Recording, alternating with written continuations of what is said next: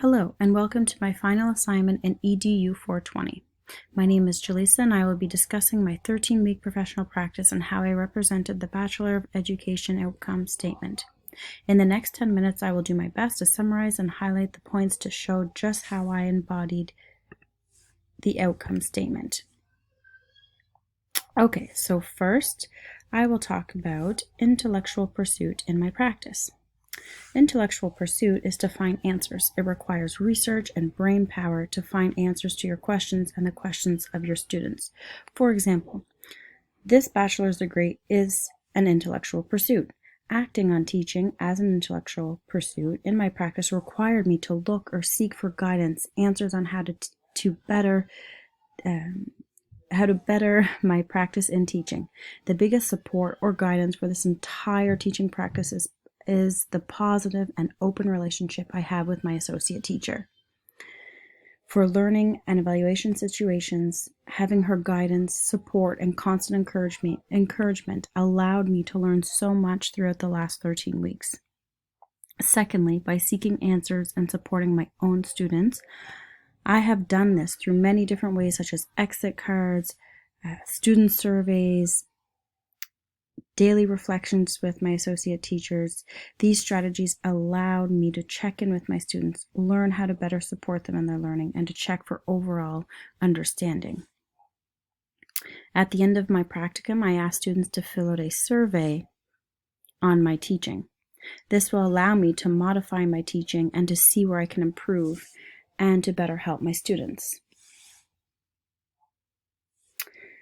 Also, I designed a teacher mood board, which is this. So I designed this teacher mood board for my own internal drive and passion for teaching. It includes people that I look up to, inspiring quotes that gives me perseverance, words or images that define me, and reminders of why teaching is important to me. I often hear some teachers never make it past the first 5 years. So this is me pursuing my dream, the start of my teaching journey. It serves as a reminder to never give up. I use it as my background on my laptop, and I plan to create one for my future office. It is my motivational piece of art. So next, social responsibility. My social responsibility is creating a nurturing environment within my classroom, a safe environment, and especially a small community. How I do this is by getting to know each and every student. At the beginning of my practicum, the first lesson I created was an All About You activity. This is how I learned more about the students and how to connect with them. Social is relating to society or a community. In my daily teaching and planning, I always plan in mind with where we live, how to connect the things that they know into their everyday learning. For example, 3 LESs that I've created for my secondary 1 groups. First is, Are You an Artist? The second, A Walk Down Memory Lane, and the third, Spring Has Sprung. Each and every LES and lesson plans that I've created, I connect them to the students and the society around them. For example, Are You an Artist? Connected to the artistry businesses around the Magdalen Islands. Spring Has Sprung, connected to the even bigger universe around them and the celebration of Earth Day and the broad areas of learning on environmental awareness. And how can we help to protect our Earth? What are the environmental hazards on the Magdalen Islands, and how can we help? Making my lesson plans connect to my students while teaching English as a second language flows very well. ESL is a perfect gateway to discuss important issues or topics with my students. The picture on the right here is the 100 other duties that teachers have. It's an example of how we have societal responsibilities and expectations as teachers. As a teacher, we must be nurses, cheerleaders, coaches, motivators, and the list goes on.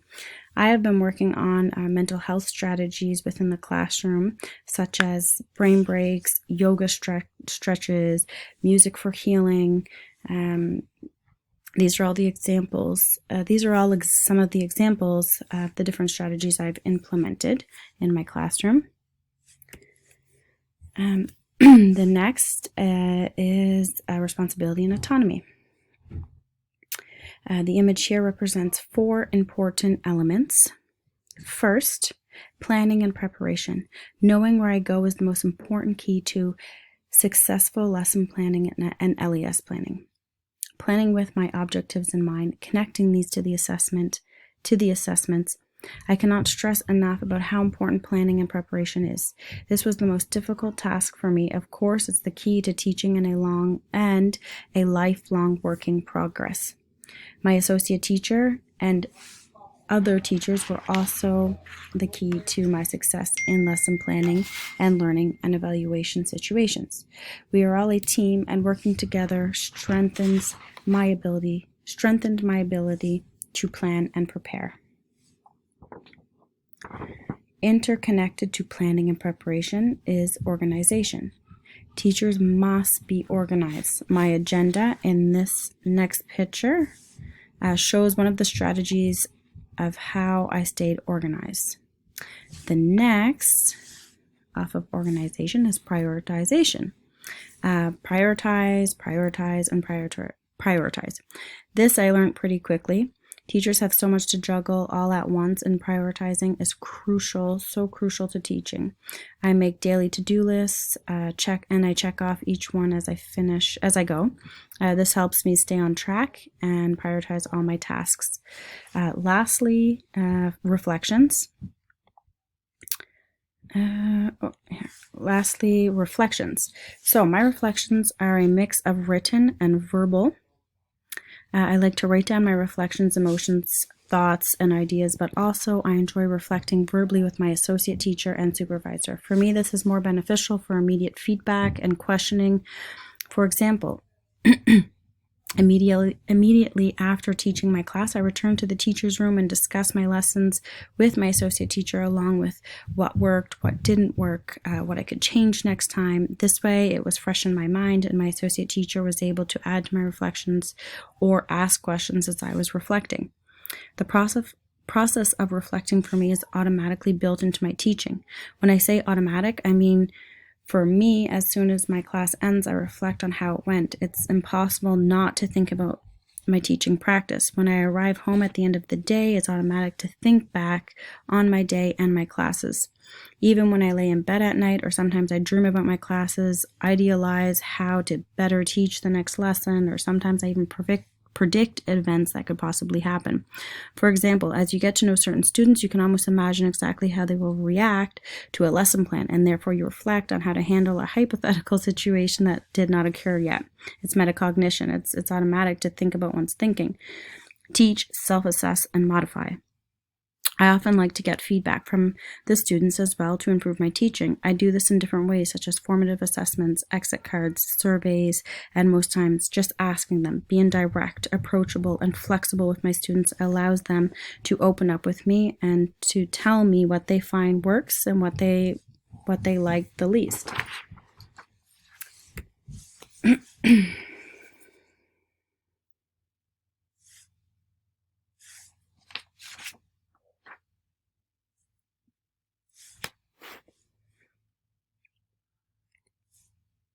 Okay, so showing my potential for leadership. I had the opportunity to lead a discussion with the entire ESL department at the high school.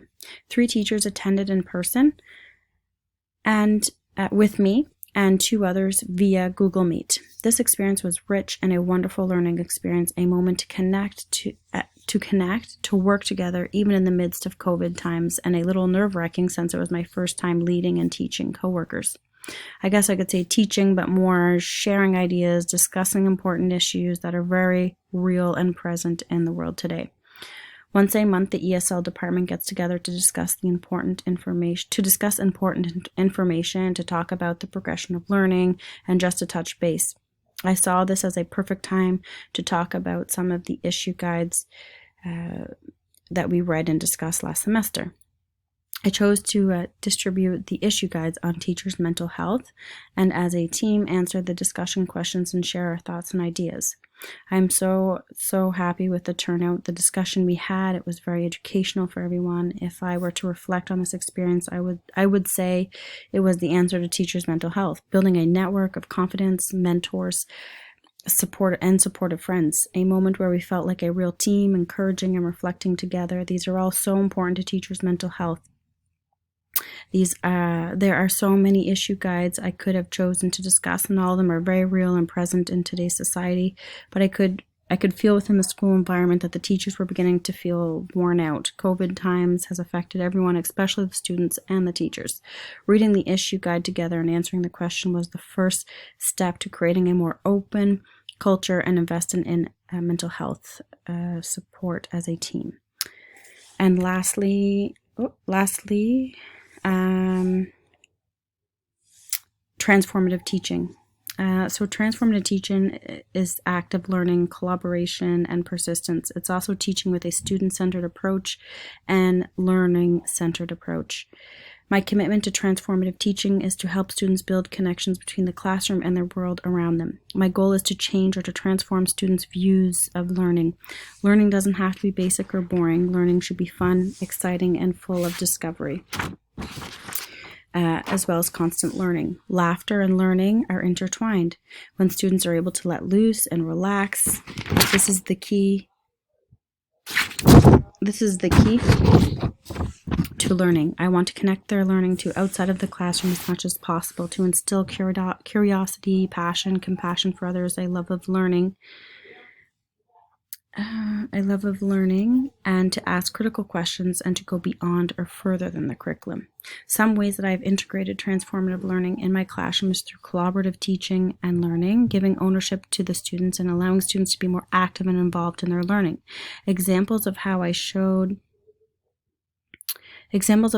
shared ownership and active learning is emphasizing student growth is a big one, such as embracing mistakes. It's okay to mess up. We're all human. Errors can be valuable, and because of failure, we only become better. I also have my students be a part of the assessment process. For example, if the culminating task is to write an essay or a short story, I would start by asking my students what are the components or elements of a good short story or an essay. By having them discuss together what an ideal final essay or short story should look like, allow students to be a part of the assessment process. And gives them ownership of their learning and motivation. Pedagogical dialogue surrounding content material allows teachers and students to interact through the process of learning, sharing, and respecting each other. Student interaction as well as teacher collaboration creates a dynamic alliance between school and society. Going forward in my career, I would like to further my research surrounding transformative pedagogy and to integrate this into my teaching. Transformative teaching for me is the process of transformation. Teacher transformation, student transformation, and society transformation all interconnects. The process of transformation is also insight, adding value, awareness, and understanding. This is what we want for teachers, students, and society as a whole. Society and the schools are intrinsically linked. Schools reflect society and society reflects schools. To transform is to change. Change is necessary because education is not static. It's always changing. A dynamic teaching and dynamic learning are crucial for transformation and involve students and teachers to be active in their own learning. Because, as I mentioned, education is dynamic and not static. This also brings me to my next commitment to transformative teaching, which is fostering equitable treatment and creating empowering relationships through an anti-racist practice. During the Holes novel study, in my secondary 3 group, we had a lesson on racism through a video clip /group discussion. This brought on a rich, compassionate discussion and allowed students to define discrimination and to talk about the different examples of discrimination found around the world. Already for next year, I'm thinking of a future novel study and the different possibilities of novels. I would love to choose some novels involving Indigenous peoples or through Black Lives Matter. This year, the only novel we could choose from was Holes. In such a small, non-diverse school, we need more education surrounding cultural diversity. Lastly, my commitment to transformative teaching is to stay educated, to never stop learning. Research and growth are so important to the field of teaching. My first commitment to transformative teaching during summer vacation is to read a book that my associate teacher gave me as a gift, which is right here, Teaching Outside of the Box. Thank you for listening.